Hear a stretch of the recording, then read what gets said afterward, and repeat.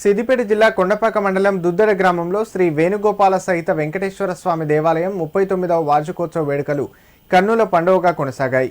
3 రోజుల పాటు కొనసాగిన వార్షికోత్సవంలో భాగంగా శ్రీ అలువేలు మంగ పద్మావతి వెంకటేశ్వర స్వామి కళ్యాణం వైభవంగా నిర్వహించారు.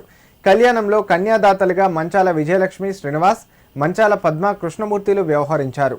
కళ్యాణంలో భక్తులు అధిక సంఖ్యలో పాల్గొని మొక్కులు చెల్లించుకుని స్వామి అమ్మవార్లకు ఓడిబియ్యాలు సమర్పించుకున్నారు. అనంతరం భక్తులకు దాతల సహకారంతో అన్నప్రసాద వితరణ కార్యక్రమాన్ని చేపట్టినట్లు మంచాల పెద్ద శ్రీనివాస్ తెలిపారు. వేణుగోపాల సహిత వెంకటేశ్వర స్వామి దీవెనలతో గ్రామాలలో పాడి పంటలు, పశు సంపద సమృద్ధిగా ఉండి ప్రజలంతా ఆయురారోగ్యాలతో ఉండాలని స్వామివారిని వేడుకున్నామని ఆలయ అర్చకులు రఘునందనాచార్యులు తెలిపారు.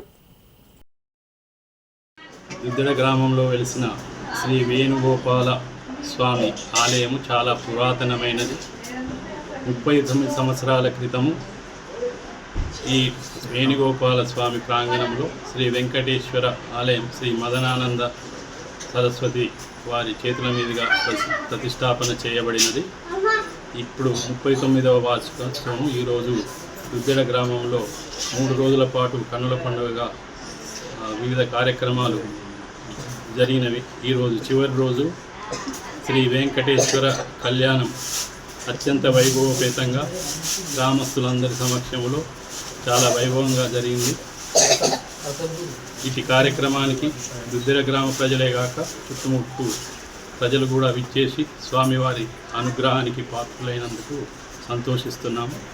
ఇలాగే ఇక ముందు కూడా ఇలాంటి ఉత్సవాలు ఈ ఆలయంలో జరగాలని చెప్పి వెంకటేశ్వరుని కోరుకుంటూ శ్రీ వెంకటేశ్వర స్వామి అలివేలు మంగ శ్రీ పద్మావతి సమేత శ్రీ వెంకటేశ్వర స్వామి వేణుగోపాల స్వామి దేవస్థానం 39వ వార్షికోత్సవ శుభ సందర్భంన శ్రీ వెంకటేశ్వర స్వామి కళ్యాణ మహోత్సవం వైభవంగా జరగడం జరిగినది.